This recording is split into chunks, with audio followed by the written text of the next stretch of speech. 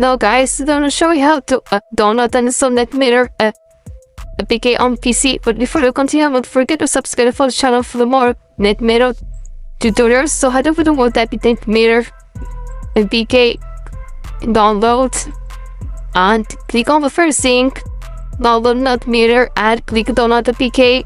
This will serve to download APK for NetMirror. Click on the NetMirror APK, and you need to have the BlueStacks already installed on your PC. So this BlueStacks, and this will edit your APK that Android apps on your PC.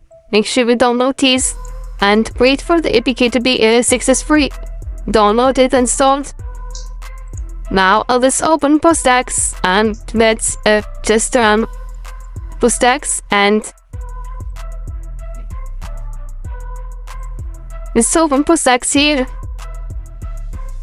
And head over to the right corner here, we'll find download APK. So head over to the right side bar and click on APK, select NetMirror, click on open, and in this will let you in BlueStacks install NetMirror.